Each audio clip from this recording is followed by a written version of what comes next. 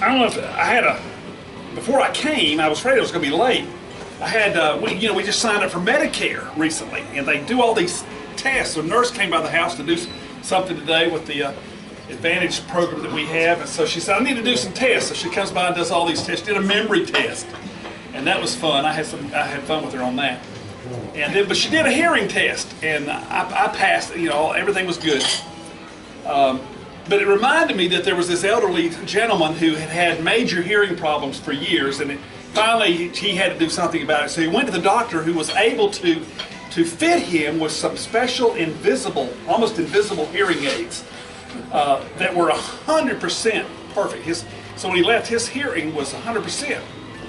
But he hadn't heard anything in years, so he was just amazed. And so he went home there, and he had to come back a month just to make sure everything was working properly. And the doctor checked and said, man, your hearing is perfect. I would imagine your family is so excited that you're able to hear again. He says, oh, I haven't told them yet. He said, really? He said, yes. I just sit around and listen to the conversations. I've changed my will 3 times. I don't know what your hearing is like, and I don't know if you have a will, but I hope you will hear what I want to say to you right now. Every one of you here tonight is a wealthy person. You have great wealth. Now, I'll say that sometimes, and I've had ladies come up to me and say, I'm just praying I can live on $750 Social Security this month. Everything else going up. I don't have any wealth. And I'll say, Mrs. Jones, you're one of the wealthiest ladies I know. What do you mean? She said, W-E-A-L-T-H. You have great wealth. W, you have wisdom. Through the years, God has taught you things about life and about people. You have wisdom that people need to know. E, you have experiences. Some of you have been through life experiences that will help other people. Some of you have been through the loss of a spouse, or maybe cancer, or other life events. That experience enables you to help others. So you have wisdom, you have experience. A, you have abilities. Each one of you has abilities to do things. Now, it's so second nature to you, you probably don't think it's any big deal. But there are young people who would love to learn some of the things that you know how to do. So you have wisdom, experience, abilities. You have love to give. Now, the interesting thing about the way God had made us is we don't all love the same people. Some of you here just love babies. Some of you wouldn't hold a baby if you had to. Some of you love children. Anybody in here love middle schoolers? I love middle schoolers. And they come over to our house, and it's a wild bunch, but we have kids that in our neighborhood that just stop by after school, knock on the door and go, what have you got to eat? But they just know it's a haven for middle schoolers. Some people like older people. Some people like broken, hurting people. You have the capacity to love. And T, you have time when you retire. You have more time than you've ever had before. I used to think I'd have more time than now that I've retired. I've not had a single day off since I retired last month. Everybody thinks you're retired and you don't do anything, so they ask you to help them. It's been a busy month. W-E-A-L-T-H. What do you think the H is for? Your heart. God has given you a heart for something. Something you're passionate about, something you care about, something that just keeps you up at night, something that brings you joy, something that gets you up in the morning. Whatever your heart is will determine how you invest your wealth. So the wealth I'm talking with you about tonight is not money. It's the wisdom, experience, abilities, love, time, and the heart that you have, and how you can invest it. So how are you investing that wealth? And in whom are you investing it? I want to ask you, who was an older adult who influenced your life when you were a young person? Think about it. Anybody think of an older adult when you were a young person? This older adult, you can see their face right now. They had an impact on your life. When I was a 9-year-old boy, I was in the 4th grade. I lived in Morganton, North Carolina, and there was a retired pastor in our church, Reverend F.A. Bauer. He was 94 years old. Every Sunday morning, Reverend Bauer would ask me, Tommy, what'd you learn in Sunday school today? And I would tell him. He said, good for you. Always keep learning. One day he came to me with a set of encyclopedias. It's in a shelf, 2 shelves about this big. It was the 1930 edition of the Funk and Wagnalls Encyclopedia. They're green, they're about this big, 24 of them. And he said that they were his encyclopedias. His dad had given them to him, and he wanted to pass them on to me. And he said, Tommy, they tell me all the knowledge in the world is in these books. So read them and learn all you can. I started reading the first one and didn't finish it. There's a lot of knowledge in those books. And he went on to tell me, Tommy, if you read all of these books and you learn everything there is in these books, and you know everything there is to know, if you don't know Jesus, you don't know anything. Amen. Now remember that as a 9-year-old boy. About 3 months later, Reverend Bauer came to me with a cedar chest. It's about this big, this tall, opened up, and it's filled, it's overflowing with letters from around the world. It was his stamp collection that he had built writing missionaries around the world. They would write him back, and so we had stamps from all over the world, every country where Southern Baptists had missionaries serving. And he gave me their names, and I started writing them. He said, I want you to take my stamp collection. He was getting ready to move into what we would call assisted living. He was downsizing and giving things away. But he wasn't giving things away, he was investing them in the life of a 9-year-old boy. And I wrote one of those missionaries, Marie Connor, and she wrote me back. She served in Taiwan. I still have her letters that she wrote me as a 9-year-old boy. I moved, and a couple years later, Iris Waller, I met her. She was my Bible drill leader at church. She was the first one that taught me to memorize Scripture. And then she also was the media or church librarian. And my dad was the minister of music and education there, so every Sunday I had to be at church early with him. She'd always be there, and she would come into the library, and I'd come in there, and she'd give me a missionary biography every week, and I'd read it and take it back and get another one. I read about Hudson Taylor and Bill Wallace of China, Lottie Moon, Annie Armstrong, William Carey, David Livingston, on and on and on. Read all those missionary biographies. I'm convinced the reason that I have served 49 years in ministry and missions is because of 2 older adults that God put in my life when I was 9 years old and 10 years old. Because I've never forgotten them. Reverend F.A. Bauer and Iris Waller. Both of these influenced my life to hear and answer God's call. And each of us here tonight has been influenced by older adults who have invested their lives in us and have been used by God for His glory and the advancement of His kingdom. What would your life be like if those older adults had not been a part of your life? It'd be quite different. Who are the young people in your family, in your neighborhood, at Lexington Baptist Church that would say you influenced their life? Who are the young people that 5, 10, 15, 20, 40 years from now will look back and say, so-and-so at Lexington Baptist Church changed my life. They invested in me. They prayed for me. They encouraged me. They taught me. They spoke to me at church. And because of that, I followed the Lord in ministry. You may be seeing faces of young people right now, children, teenagers, young adults, that you know that maybe God's put on your heart to invest in. Listen to what happens when one generation fails to invest in the next generation. Judges 2, 7 through 11 says this: the people served the Lord throughout the lifetime of Joshua and of the elders who outlived him and who had seen all the great things the Lord had done for Israel. Joshua, son of Nun, the servant of the Lord, died at the age of 110. Here's one of the saddest verses in the Bible. After that whole generation had been gathered to their ancestors, there arose another generation who neither knew the Lord nor what He had done for Israel. Then the Israelites did evil in the eyes of the Lord, and they served the Baals. We're seeing this happen in another generation in our time. Each year, a growing number of young people in the United States and around the world, it's an increasing number every year, of young people who have little or no faith in God or connection to the local church. They have no interest in spiritual things. And this generation has become anxious, angry, afraid, apathetic, and aimless. What a way to describe a generation. They don't care. That's why they're killing themselves at alarming numbers. They have no reason to live.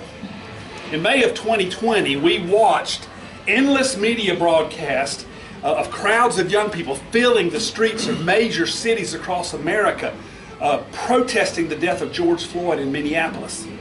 Anger and anxiety turned to anarchy in the streets as violence and destructions led to looted businesses, burned vehicles, and toppled monuments. Do you remember those news reports? Do you remember how you felt? And we wondered, what has happened to our nation? What has happened to this generation? See, there were those who wanted to make it a racial conflict. It never was. It was a generational conflict. Young people in the streets, anxious, afraid, angry, apathetic, and aimless.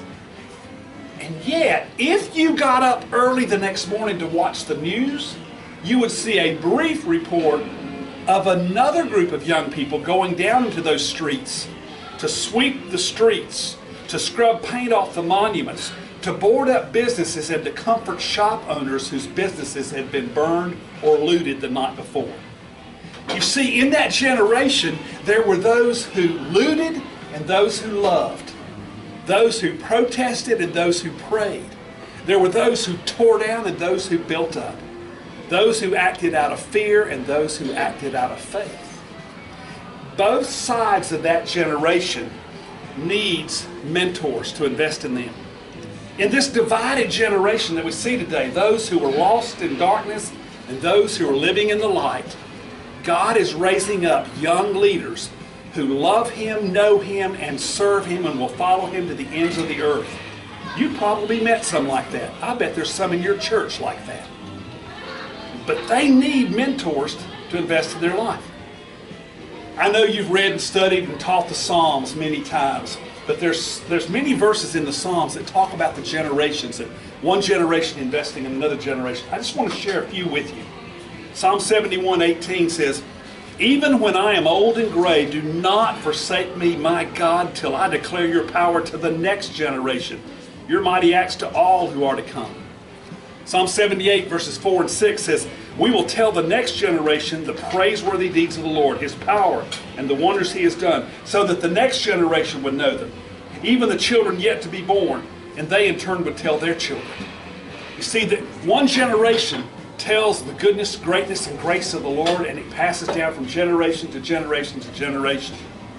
Psalm 79:13, "We, your people," that's you, the sheep of your pasture, "will praise you forever from generation to generation. We will proclaim your praise."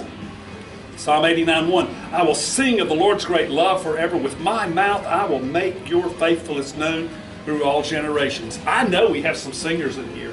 Some of you sing in the praise team at church. Some of you may have sung in a choir in the past. Some of you love to sing. The rest of you will get your voices in heaven. But singing, is one of the ways that we proclaim God's greatness to the generations. And the last one I want to share with you, Psalm 100 verse 5. "For the Lord is good, and His love endures forever. His faithfulness from generation to generation."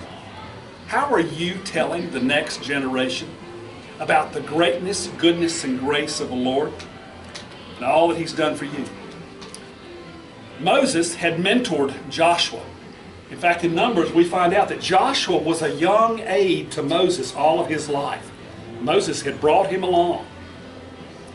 And faithfully, and so Joshua faithfully led God's people to honor Him and serve Him during his lifetime. But apparently Joshua failed to mentor a leader for the next generation. So that when he and the elders died out, there was no one to lead that generation in the promised land. It's been said that Christianity is only one generation away from extinction. This is true for every generation which fails to pass on its faith and conviction to its young people and to model and mentor them in following Jesus. Perhaps you remember Apostle Paul and his young protege, Timothy, who, as an older teenager, became the pastor of the church at Ephesus. Paul had discipled him, led him to the Lord, discipled him. But on what foundation did Paul mentor, disciple Timothy?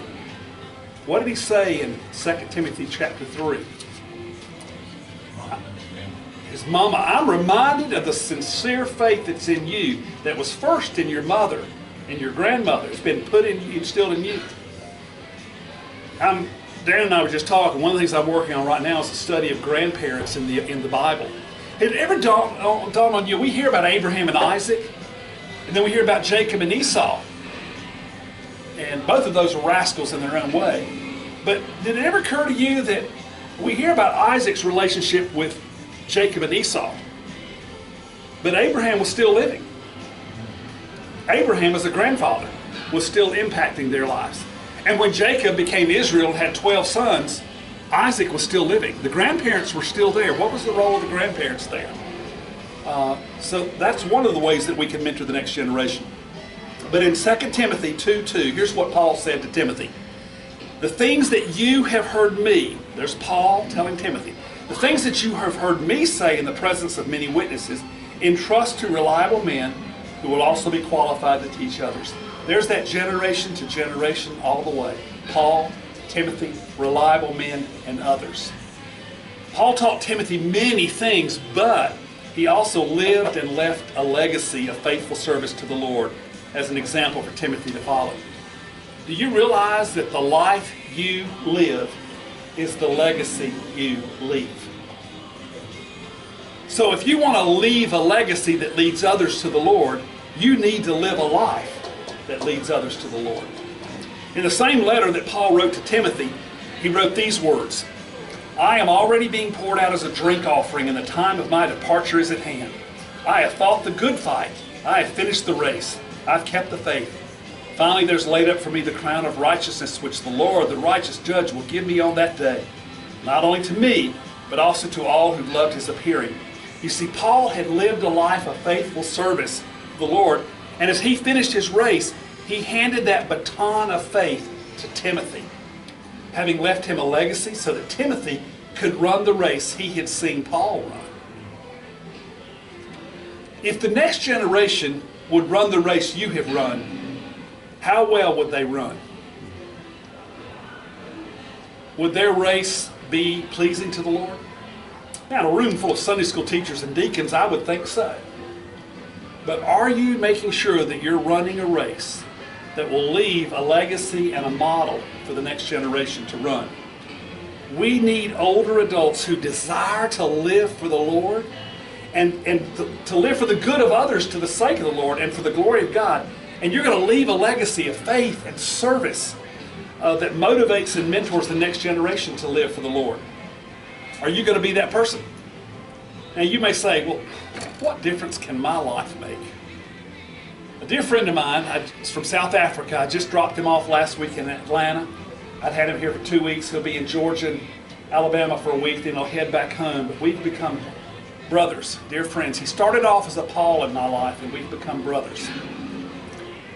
He says, not everyone has the capacity to become great, but everyone has the capacity to make someone else great. Do you believe that?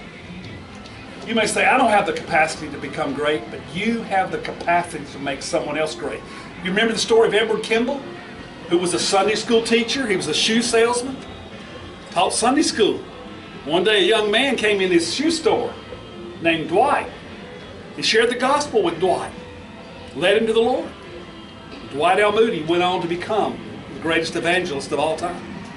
And I forget the progression, but he preached a crusade. It seems like there was somebody like Billy Sunday and J. Wilbur Chapman and Mordecai Ham and all that. Anyway, one of those guys preached, after several generations like that, preached a revival meeting, and a young boy came from the back who'd been fighting it for days, fighting that pull of the Spirit of God. He came forward and gave his life to the Lord. And Billy Graham went on to become the greatest evangelist who preached to millions of people around the world. What if that Sunday school teacher had not shared the gospel with that young man's life. Don't ever underestimate when on Sunday morning when you teach God's Word or you speak to someone in church or you're intentionally investing in the life of young people, what God's going to do with them. I want to show you two examples of what happens when we invest in the lives of others. In Acts chapter 18, we have a wonderful story about a couple named Aquila and Priscilla. Now, they're mentioned 7 times in the New Testament. Sometimes it's Aquila and Priscilla. Sometimes it's Priscilla and Aquila. They're never mentioned apart. They were always together. They were a couple in ministry together. They had been in the church in Corinth with Paul, and when Paul left to go to Ephesus, they followed him there. And as Paul went on his missionary journey, he asked them to stay in Ephesus along with Timothy and to grow that church. And a young man showed up in Ephesus whose name was Apollos.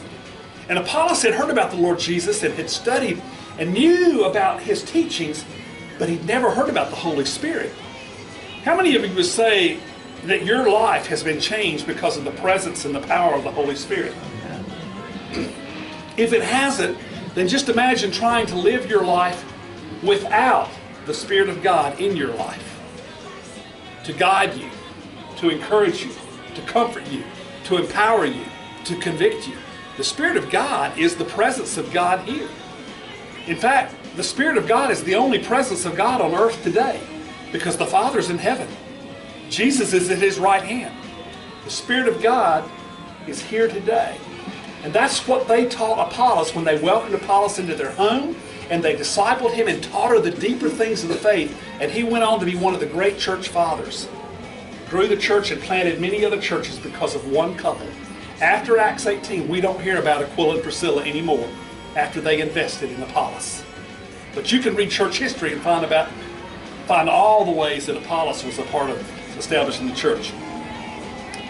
The kingdom impact of one person in the life of another person can change the world. This is beautifully illustrated in the man whose name was Bach Singh. You don't need to know that right now, but he was Bach Singh. Back in the late 1800s, there was a young girl, like many of you probably, who dreamed of being a missionary. But God never opened that door. She wanted to go to India. That never happened. She married a man named John Hayward, and they married and raised their family and lived in Winnipeg, Manitoba, Canada. Does anything come to mind when you hear that? Winnipeg, Manitoba, Canada. Billy Graham. He's always, said that. Anyway, they settled in Winnipeg, Manitoba, and their family had grown, moved away, and one day they got a call from the local university that said, we have had an increase in the number of international students and we need places to house them. Would you pray about housing a student in your home? So they prayed and called the university a few days later and said, we'll be glad to do that. About a month later, there was a knock at the door. They opened the door and a young man stood there with a suitcase. He had on a coat and tie, introduced himself as Bach Singh from India. Bach Singh was a freshman engineering student at the university. And he was a Sikh follower, the religion of India at that time. They welcomed him in their home. They gave him lodging. They fed him. They taught him English, helped him learn the culture of the area, helped him with his studies. They included him in their family devotion times, took him to church with them, read the Bible with him.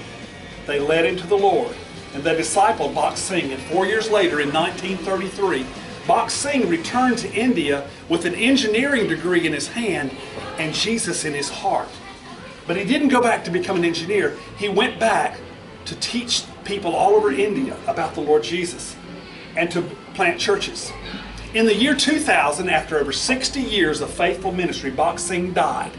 Christianity Today covered his funeral and said that there were 1/3 mourners in the streets of the major cities of India weeping for the death of Bach Singh, who brought Jesus to India. He had planted over 6,000 churches and established the Hebron Center, which today still trains young men to be Bible teachers and pastors of churches in India. Nobody remembers John and Edith Hayward, but the world has been changed and eternity has been changed for millions who heard the gospel because of Bach Singh. Not everyone has the capacity to become great, but everyone, John and Edith Hayward, and you too, has the capacity to make someone else great if you'll invest in the life of one person. One couple invested in one student and millions of lives were changed for eternity. Imagine what God would do if each of us chose to invest in a grandchild or a teenager at your church or a young couple in your neighborhood or anyone that God places in your path and in your heart. You would just invest in that one person. Can you begin to imagine what God might do? Who in this generation of young people will be touched by the lives and faith of older adults at Lexington Baptist Church and inspired to go and change their world with the gospel? It could be that there are pastors and missionaries and leaders, community leaders in your church right now, in your youth group, in your children's group, that because of you may go and change the world one day, if you will find a way to connect and invest in them. I was visiting, I work with Three Rivers Baptist Association. I have a network of 86 churches I work with, and I was visiting one of our churches one day, and I met Harry, who was getting up in years, and I said, "Harry, when are you going to retire?" He said, "Well, actually, I'm working on it right now." And I said, "What are you going to do?" He said, "Well, I'm looking for someone to buy my business." He's a jeweler up there. In fact, both my son and my son-in-law bought their diamonds for their wives at his shop. And so I wouldn't say I owe him a lot, but I paid him a lot. So Harry and I became good friends. Harry leads the ushers and the greeters at Fairview Baptist Church in Greer. And so Harry said, well, he's going to retire. I said, well, tell me what that looks like. He said, well, on Friday, I'm handing the keys to the new owner. On Saturday, I'm going to go home and do what I do every Saturday, whatever my wife tells me to do. Sunday morning, I'll be here at Fairview, helping the ushers and the greeters to make sure everybody knows they're welcome here. And on Monday morning at 9 o'clock, I'm going to be in Pastor Eddie's office saying, "Pastor, I'm retired. What do you need me to do?" You got any deacons here tonight? How many deacons at Lexington Baptist Church have that attitude? "Pastor, what do you need me to do?"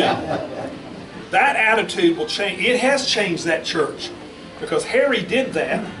And here's the question. When Harry told me that, I made a beeline for Eddie's office. I said, "I need to talk to you."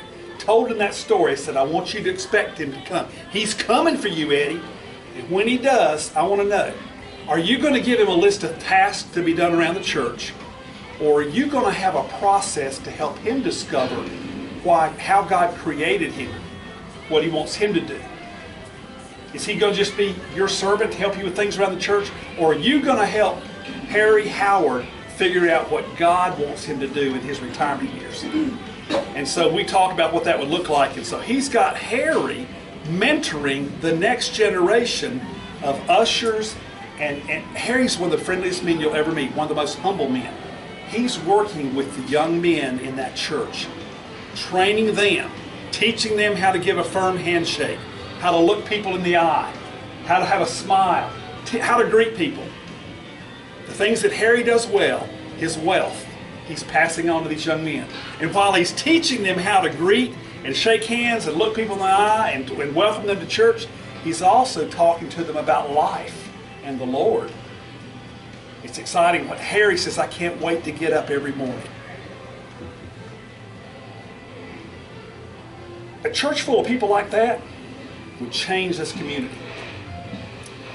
When you have a heart for God and you have a heart for people and a desire to teach them and lead them to know, when you have a heart for God, you will have a heart for people and you will have a desire to teach them and to lead them to know the Lord, to love the Lord, and to serve the Lord. Moses mentored Joshua. Elijah went and found Elisha. By the way, we were talking about that story. You know when that happened? God told Elijah to go anoint 2 men to be kings of Judah and Israel in 1 Kings 19. And he told him to go find Elisha and mentor him to be the next prophet. That happened when he said, right after Elijah said, "I'm the only one left here. There's no one serving you. I'm just ready to give up.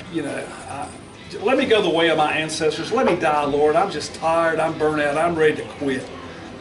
And God came to him, or he sent the whirlwind, he sent the wind, he sent the earthquake, he sent the fire, but God wasn't in him. And God came in a gentle whisper, he said. And then God says, Elijah, what are you doing here? What are you doing here? As if to say, I've got somewhere to send you. I have another job for you. When he was ready to stop, to retire and to quit and just wait for the Lord to take him home, he says, I've got another assignment for you. Go find Elijah and pour your life into him. And for 7 years, Elijah walked with Elisha. You remember what he asked him? I'm going to go ahead and tell you the rest of the story. I think this is so great. One day they're walking along and he says, Elisha, what do you want? He says, I want a double portion of your spirit. Could you imagine a young person walking with you and say, man, I don't know. Is it Jimmy? No, Ray. Jimmy right here. Could you imagine a young person say, I don't know what it is, but I want a double portion of what you got. Whatever you got, the Lord is at work in your life. I want twice as much. Elijah said, well, that's a hard thing you ask for, but if you see me when the Lord takes me, it will be done for you. I think I ought to remember that. Said, I want to keep my eyes on Elijah because I want to see when God takes him.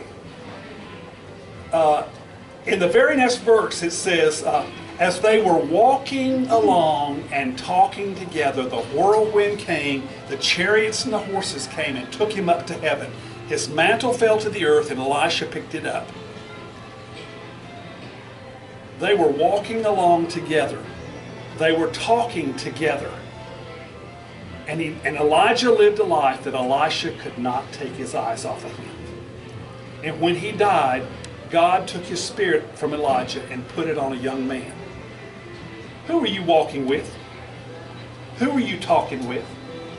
And are you living a life that they can't take their eyes off you? That they see God in you. And when God calls you home, he's going to take, because of your faithfulness, the spirit that he's put on your life, he's going to put into their life. And they're going to go and change the world. And we know that God honored Elisha's request because Elijah did 16 miracles.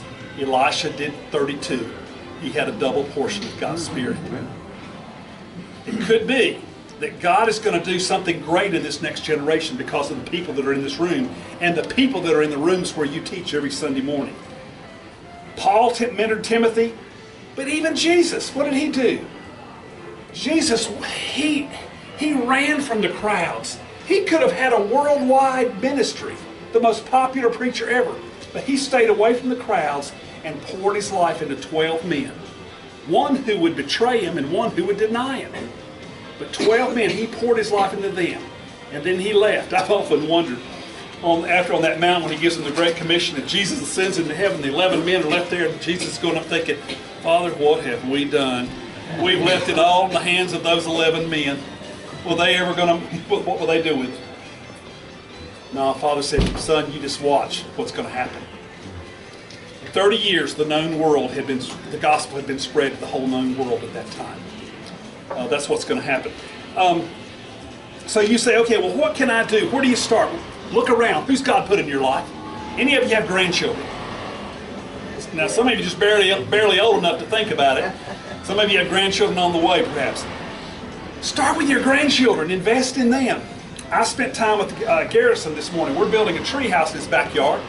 Helped him. I want him to design it, build it, made the materials list, go to Home Depot. We started when he's 9. He's 10 now. But we're working on this tree house, and he keeps changing things up. And I've had to talk to him about change orders. It gets expensive. But and he's learning how to build. And while we're building, we're talking about life. I'm investing in Garrison, investing in Callie and Walker. All 6 of my grandkids. I invest in them not only because I love them, but because I want them to love God and to know how much He loves them. What about the children, youth, and young adults in your church? Are you investing in them? What about the children and youth in your neighborhood? Our backyard is all kinds of fun stuff to do. We put there for our grandkids, but it's open to all the kids in the neighborhood. We're the oldest people in the neighborhood now. We have young couples all around us, and their kids come over to play in the yard, which gives us an opportunity to speak into the lives of these young parents, to be missionaries in our neighborhood. And Julie, next door neighbor, I kept wondering, why was she always talking to me instead of my wife? And I found out. Her dad died. She used to talk to her dad about everything. He's not here now. She said, you remind me of my dad because you listen. And so I've got a relationship there with Julie and Andrew Kaylin and Megan around us and their children. So we're trying to invest in the children in our neighborhood. One of my dear friends, James, has 2 teenage sons. You know what happens with teenagers when they become teenagers? Before that, they think you know everything, and then they become teenagers and realize you don't know anything for about 10 years. Then they become young adults and realize how much you've learned in those 10 years. Well, this was James' 2 sons, Joel and Andrew. So he asked me and 3 other men if we would invest in the lives of his sons. And so for the past 7 years, started with Joel, now Andrew, they've been helping me with yard work and other chores around the house. Stuff I could do by myself, but I pay them to let me mentor them, to let me talk to them, read with them, pray with them, encourage them. Joel's in college now, and Andrew's getting ready to go to college this next year. But I talk to them every week. They'll text me, pray about this, pray about that. What do you think about so-and-so? Investing in the lives of these young men. It's just an honor to be able to do that. And also the young people in your community, at the schools. I love to invest in servers, restaurant. It's just the ministry of eating out. I just a sacrifice I'm willing to make. But I meet these young servers and I get to know their names and their dreams and what they're doing and how I can pray for them. And I will intentionally go back to the same restaurant so I can see them. I go see Ashlyn at Tipsy Taco every week. Not because I like tacos, I do, but that's not the reason I go. I love Ashley, and I want her to know that someone that cares about her. And she's introduced me to other folks at the restaurant there. So there's people in your neighborhood you can invest in. Now, how can you bless the next generation? We'll close with this. How can you BLESS the next generation? The first thing is be there. Be yourself, be available, be positive, be friendly, and be someone they can look up to, and that when they look to you, they're going to see Jesus. Be there. There. Where is there? It's wherever they are. Be there. I go to soccer games because Olivia plays soccer in our church. And so I can be there cheering for her. And so she knows when I see her on Sunday, I can say, Olivia, great game the other night. Great match. Love, you played so well. I enjoyed. Thank you. She knows I care about her. Be there. Be where they are, and that way they know that you care. And when you see them, speak to them by name. L, lift them up in prayer. Be there where they are. Lift them up in prayer. Ask them how you can pray for them. Then ask them how it's going. I've been praying for one of the girls in our church named Emma. And she's getting ready to finish her senior year, a lot of transition going on. I've been praying for her. I'll send her text, different things, just investing in her life. She knows she's going to be leaving home next year. And so she's already in that stage of kind of breaking away from mom and dad and looking for other significant adults in her life that are going to be there. And so I'm one of those that she'll call, and she'll just send me a text and says, can you pray about this? I'm getting ready to go in this test or whatever. And I'll pray for her, and then a couple hours later I'll text her and say, how did it go, Emma? And just lift them up in prayer. Let them know you're praying. E, encourage them verbally in writing. Emma there again is one of those that every time I see her, I have something. I'm known for bad dad jokes. Anybody else have any of those? Okay, bad jokes, bad puns, and she'll come in every Sunday morning. Tell me something funny. It's just nothing like that pressure. But I always have one ready for them. And but I always encourage her as well. One Wednesday night in choir practice, her mother sits right in front of me. And so I tapped her on the shoulder and said, Becca, I want you to know what an amazing daughter you have. And I began to talk about Emma, what I'm seeing her, and I said, I see God's hand on her. And I know she's been through some challenges, but she's handled every one of them with faith and grace. That didn't happen accidentally, Becca. You've been pouring into her life. You and Ty have done a fantastic job raising Emma. I'm so proud of you and so proud of her. If you ever get tired of Emma, let her come live with us. I love your daughter. She went home and told Emma everything I said.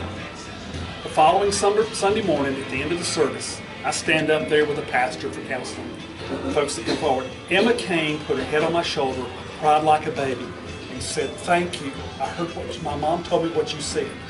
Thank you for always loving me, believing in me, and encouraging me. And she said, why in the world would you tell her that you see God's hand on my life?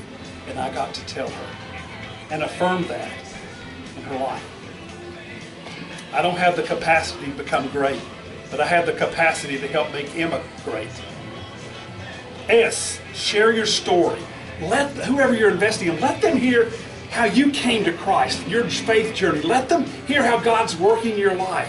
Let them know what Jesus means to you. They want to hear that. We want to give them all kinds of wisdom and answers about why they ought to do this and that. That may come as you build trust, but right now just let them know how great God is. Let them hear your story. The second S is show them the way. Don't tell them the way, show them the way. Give them a path to follow. So that if these young people lived as you're living, they would be walking with the Lord. And they'd end up in heaven one day because they see it in you. So be there, lift them up in prayer, encourage them, share your story, and show them the way. Your relationship with these young people, children, teenagers, young adults in your church, and whatever I'm sharing with you, this is for you to share with the people in your classes. What if there was a movement that began at Lexington Baptist Church of older adults, retired adults, senior adults, saying, I'm going to live my life to invest in the next generation. They will know the goodness of God and they will know His work so they can pass it on to the next generation. Our faith will not die with me. Do not underestimate the power of your influence and your ability to guide these young people to become who God created them to be and to do what He called them to do. Joshua, Elijah, Timothy, and 12 disciples all encountered God and heard His call through their mentors. The next generation is going to hear it through you because of you. Who in the next generation will serve the Lord and impact the world because of their relationship with you? How many of you right now, there's a grandchild, a niece or nephew, a young person in your neighborhood, or a young person at church, and you think of someone right now, maybe God's put on your heart. If you can't think of anyone, I want you to go contact whoever your children's minister is. Mark Owens, I think, is he working with your youth right now? And I know Mark and Raina real well. And by the way, Raina would give up a kidney if you needed one. Not anymore, she's only got one. But no, call Mark and say, Mark, do you have any young people that I can pray for, encourage? One of our churches, I'll close with this story. One of our churches in Washington, Washington Baptist in Greer, began 2 years ago a ministry called Pray For Me. What they did is they had a list of students, 6th grade and up, and they enlisted 3 adults who would pray for one student every day and then reach out to that student every week. So every student has 3 adults praying for them. And they began that, then the students, they began to notice things happening in their lives. And the 3 adults are contacting them every week. And then 6 months into this, they had a cookout or something that had everybody gathered and had the students sitting with their adults at their table sharing their stories, what was going on in their life. This is the 2nd year. You know what's happening as a result of that? Youth, teenagers, and senior adults are talking to each other at church on Sunday morning, sitting together, doing activities together. They're taking a youth and senior adult mission trip this year. And all that's great and exciting. But you know what's really happening? A revival has happened at the high school because older adults are praying for the students at their church, and the students are going and sharing Christ with their classmates. Would you do that? Would you pray for someone every day? There's a great opportunity there. I want you to, before you leave this place tonight, I want you to think of somebody, write their name down. You talk to the Lord about it. Who are you willing to invest your life in? There's enough people in this room to change what's happening at Lexington Baptist Church. I believe that as great as your church is and as great a work as you've done in the past, the greatest work is ahead of you. There's enough people right here to begin that movement. And there's enough people in your church to begin a movement across this community and this county where every person could hear the gospel. And it may begin with you investing in one young person. And it's quite possible that one day people in the nations of the world will hear the gospel because of the young people you're reaching out to right now. I hope you'll hear that call and that you'll do that. It'd be a whole lot easier just to spend your retirement years in a rocking chair, on a cruise ship, on a golf course, or doing something else. But what if you'll just invest in one young person? It will make an eternal impact.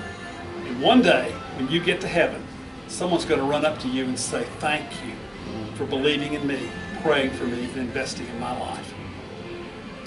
Thank you for who you are and for what you're doing. And I pray that God's going to do great things for you in the days ahead.